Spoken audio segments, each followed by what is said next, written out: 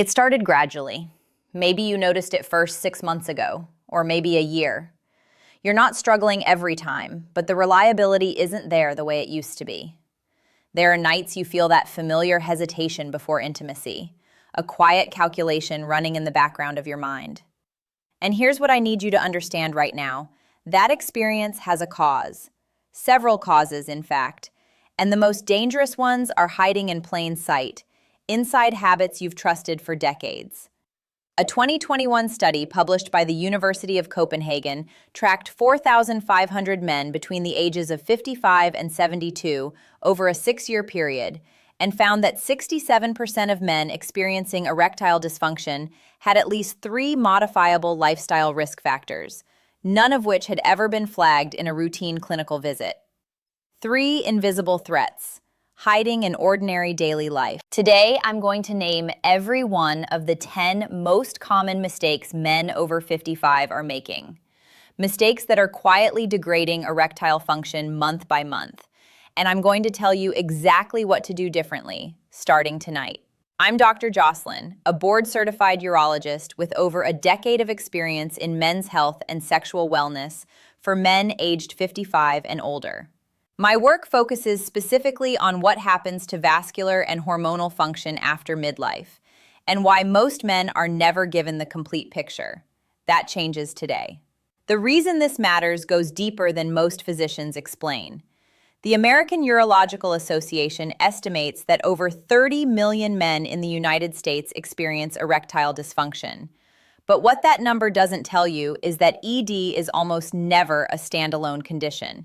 It is a signal, a vascular signal. The same mechanisms that determine erectile health also determine cardiovascular risk, cognitive function, and overall longevity. When those mechanisms are silently degrading, the body sends one of its earliest and most consistent warnings through sexual function. A 2020 Harvard Medical School review of 22 clinical trials, covering over 18,000 men and spanning periods of up to 8 years, confirmed that erectile dysfunction is an independent predictor of major cardiac events, even in men with no prior heart disease diagnosis. No prior heart disease, and yet the signal was already present. That means the 10 mistakes I'm covering today aren't just about your sex life. They're about your next decade of health. We'll cover all 10. If this is the kind of honest, research-backed health information you want more of, hit subscribe right now. I put out new content specifically for men over 55 every week. Content that treats you as an intelligent adult who deserves real answers, not talking points. And hit the like button before we go any further. It helps this reach the men who genuinely need it. Now let's get into the biology. Erections are, at their core, a vascular event.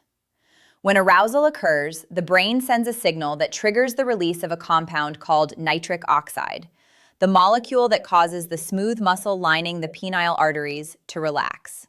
When those arteries relax, blood rushes in, fills 2 sponge-like chambers called the corpora cavernosa, and an erection occurs. Nitric oxide, in simple terms, is the key that opens the gate.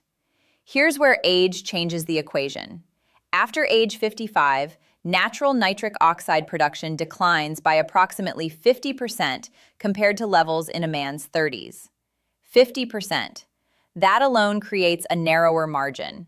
But the 10 mistakes I'm about to name actively accelerate that decline, and some of them destroy the very mechanisms your body is still working to protect. A patient of mine, a 61-year-old retired contractor, came into my office convinced his issue was hormonal. His testosterone was in normal range, but when we looked at his lifestyle in detail, he had 7 of the 10 factors I'm about to name actively working against him.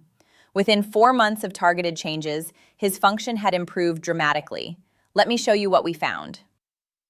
Mistake number 1, you're eating the wrong fats, but not the ones you think. Most men in their 50s and 60s already know to avoid saturated fat.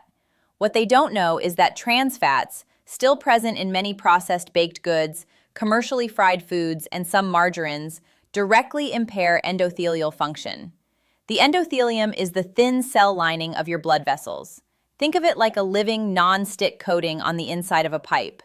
When that coating is damaged, the pipe becomes rigid, inflamed, and narrow. Blood flow suffers.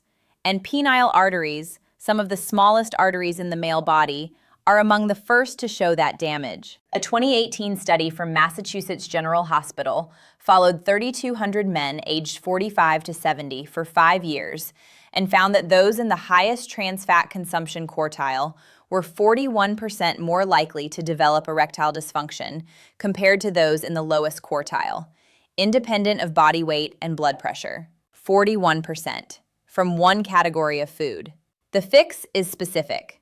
Read ingredient labels for the phrase partially hydrogenated oil. That phrase is trans fat, regardless of what the front of the package claims. Eliminate it. Replace with monounsaturated fats, olive oil, avocados, raw almonds. Starting tonight, do a pantry audit. One item at a time. Drop a comment below and tell me, have you ever checked for trans fats on a label before today? I want to know where you're starting from. Mistake number 2. The medication you've been prescribed for another condition is working against you. This isn't about medication being wrong. It's about medication and function being in conflict, and no one telling you. A 2019 report from the Cleveland Clinic identified over 200 commonly prescribed medications that carry a documented risk of sexual dysfunction as a side effect. Over 200. The most commonly implicated categories include certain antihypertensives, specifically beta blockers and some diuretics, certain antidepressants, and a class of cholesterol medications that, in some men, affect testosterone precursors. Think of it like this. Your body is a precision instrument. When one system is chemically adjusted, others shift in response. The goal isn't to stop your medications. Never do that without physician guidance. The goal is to have an informed, direct conversation with your prescribing doctor and ask, is there an alternative in this category with a lower sexual side effect profile? In many cases, there is. James, a 64-year-old former teacher and patient of mine, had been on the same blood pressure medication for 11 years. When we switched him to a different antihypertensive class, still controlling his pressure effectively, his erectile function improved noticeably within 60 days. His previous doctor had never raised the possibility. Write down your current medications before your next appointment. That conversation could be the most productive health discussion you have had in years. Mistake number 3. You're exercising, but not the right kind.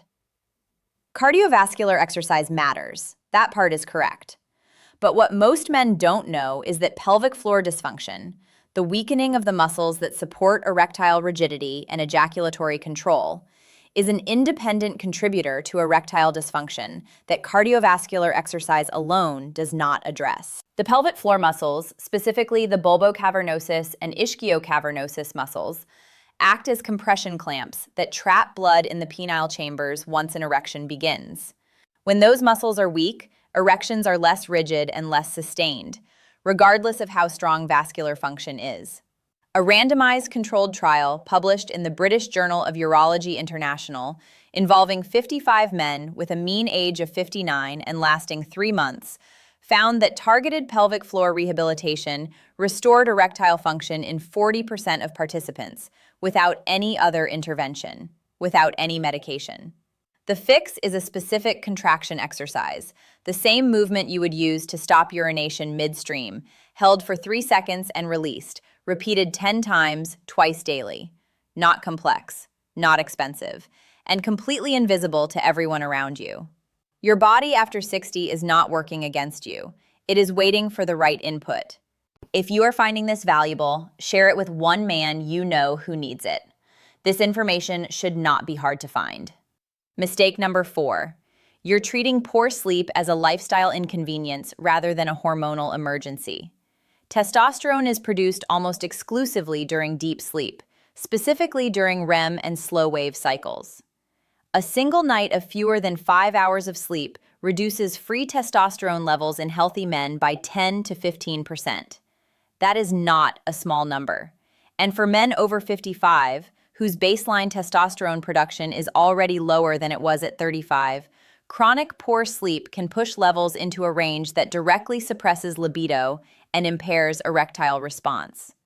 A 2011 study from the University of Chicago monitored 10 healthy young men over 2 weeks of sleep restriction, limiting them to 5 hours per night, and found their daytime testosterone levels fell by 10 to 15% by the end of the study period. The effect of 1 week of sleep restriction was equivalent to aging 10 to 15 years hormonally.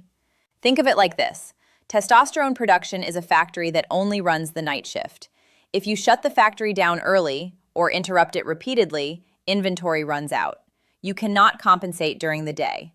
The fix starts with sleep architecture, not just duration. Eliminate screen exposure 60 minutes before bed. Keep your room below 68 degrees Fahrenheit. This is non-negotiable after 60. Mistake number 5. You're drinking more than you think and calling it moderate. Alcohol is a central nervous system depressant. In the short term, it inhibits the neural signaling that initiates erection.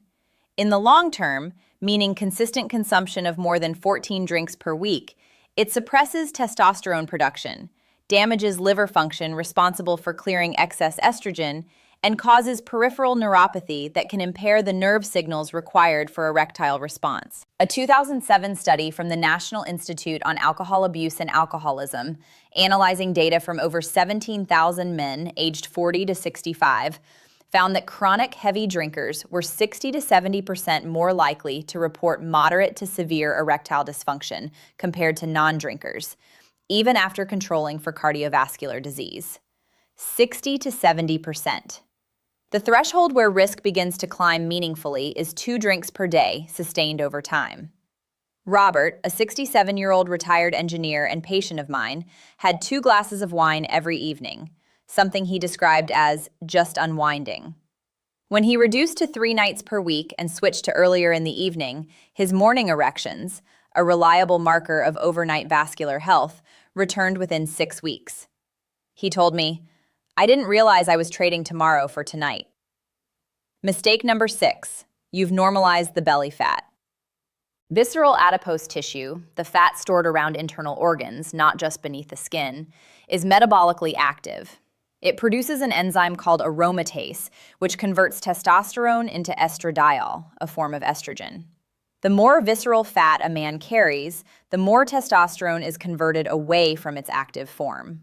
This is not a slow process. It is ongoing and compounding. A 2012 study from the Endocrine Society, tracking 1,600 men aged 50 to 79 over 3 years, found that men with a waist circumference above 40 inches had testosterone levels 30% lower on average than men with a waist circumference below 36 inches, independent of total body weight. Think of it like this. Visceral fat is not storage. It is an active organ that is working against your hormonal balance every single day. The first metabolic intervention is not the gym. It is reducing refined carbohydrate intake, which drives visceral fat accumulation more directly than dietary fat does. Start by eliminating 1 refined carbohydrate source per day. 1. Measure your waist weekly, not your weight. What's one change you've already made this year that helped your health? Tell me in the comments. Your answer might help someone else watching. Mistake number 7. You're under chronic psychological stress and treating it as normal. Cortisol, the primary stress hormone, is testosterone's direct biochemical competitor. Both are produced from the same precursor molecule, pregnenolone.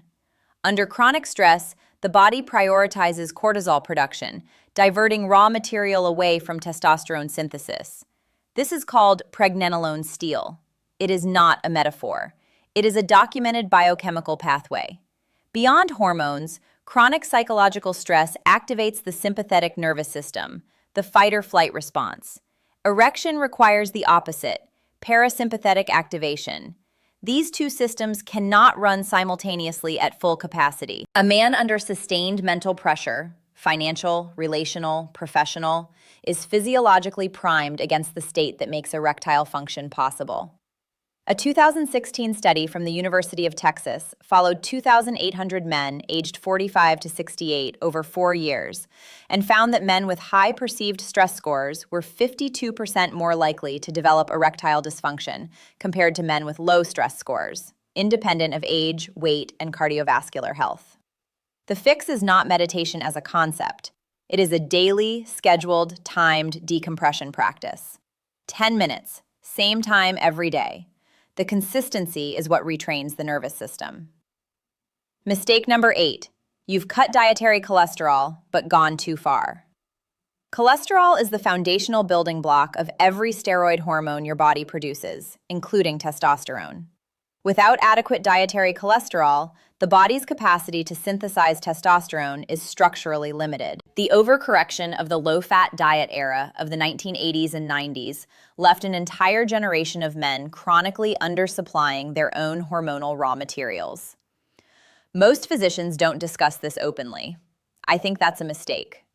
A 2015 study from the University of Massachusetts, examining dietary records and hormone panels from 3,000 men aged 40 to 70, found that men consuming fewer than 200 milligrams of dietary cholesterol daily, considered a heart-healthy threshold at the time, had testosterone levels averaging 12% lower than men consuming 400 to 500 milligrams daily.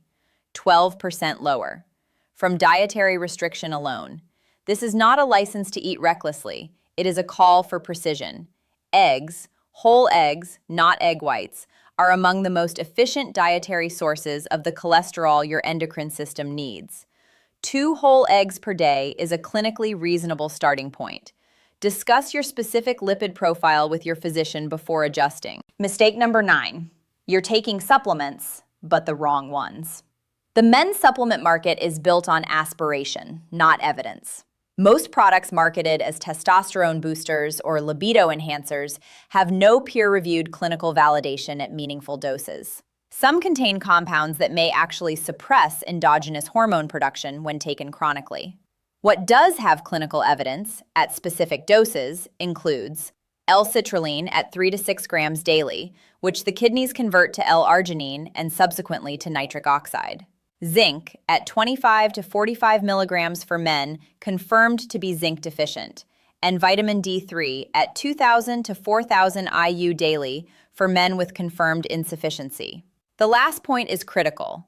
Supplementing vitamin D when you are already replete provides no benefit. A 2011 randomized controlled trial from the Medical University of Graz followed 165 men over 12 months and found that those who corrected vitamin D insufficiency through supplementation experienced a 20% increase in testosterone levels compared to a placebo group. 20% from a vitamin. The key word is insufficiency. Get your levels tested before you supplement. Mistake number 10. You've accepted the decline as inevitable. This is the most dangerous mistake on this list, not because of what it does to your body, but because of what it prevents you from doing about it. Erectile dysfunction in men over 55 is not a sentence. It is a signal. And signals can be interpreted, responded to, and reversed when you have accurate information. A landmark 2004 study from the University of Adelaide in Australia, the MALES study, tracked 1,580 men with erectile dysfunction over 2 years. Those who made targeted lifestyle modifications without pharmaceutical intervention showed a 29% improvement in erectile function scores, a result equivalent in magnitude to first-line medication in many patients, 29% from lifestyle alone. Richard, a 63-year-old grandfather and retired firefighter, came to my office having been told by 2 previous physicians that his age made his condition to be expected. He refused to accept that. We identified 5 contributing factors from today's list. 14 weeks later, he told me, "I feel like I got a decade back." You deserve accurate information, not silence. Here is your complete protocol starting tonight. Tonight, audit your pantry for partially hydrogenated oils and remove them. Write down every medication you currently take with dosages for your next physician conversation. Starting tomorrow, add 10 minutes of pelvic floor contractions to your morning routine, 10 reps, twice daily. Eliminate 1 refined carbohydrate from your daily intake. This week, schedule a blood panel that includes free and total testosterone, vitamin D, zinc, and a fasting lipid panel. Reduce alcohol consumption to 3 nights per week or fewer. This month and ongoing, implement a consistent sleep schedule with a hard stop on screens 60 minutes before bed. Establish a 10-minute daily decompression practice, scheduled, same time every day. Track your morning erections. They are your most reliable at-home vascular health indicator. Expect to see measurable change in 6 to 8 weeks of consistent implementation. Longer for some factors. Be patient with your body. It is responding. Gentlemen, here is what you need to understand. Erectile dysfunction after 55 is not a random event. It is the accumulated result of specific, identifiable, correctable inputs. We covered 10 of them today. Trans fats damaging vascular lining, medication side effects no one disclosed, missing pelvic floor training, sleep deprivation suppressing testosterone, chronic alcohol lowering hormonal baseline, visceral fat driving estrogen conversion, unmanaged stress shutting down parasympathetic function, excessive dietary cholesterol restrictions starving hormone production, ineffective or counterproductive supplementation, and the most dangerous mistake of all, accepting decline as destiny. The research is clear and compelling. Men who apply these consistently experience measurable improvements in erectile function, energy, and overall vascular health. That research exists. The path is documented. The question is whether you act on it today. If this video gave you something real today, a fact you didn't have before, a step you can take tonight, hit that like button right now. It is the fastest way to tell me this kind of content is worth making more of. And I want to hear from you specifically. Which of these 10 mistakes do you think has been affecting you the most? Leave your answer in the comments. I read them. And your answer helps me know what to cover next. If you are not subscribed yet, do it now. Every week, I publish content built specifically for men over 55 who want clinical honesty, not comfort. Real mechanisms, real data, real protocols. This channel exists to give you what your annual physical appointment does not have time to cover. For your next step, I recommend watching my video on the 5 foods that are clinically shown to restore nitric oxide production after 55. It is the direct continuation of what we covered today, and it will show you exactly what to add to your diet, not just what to remove. I'm Dr. Jocelyn. You deserve to understand your own body, completely and without apology. I'll see you in the next one.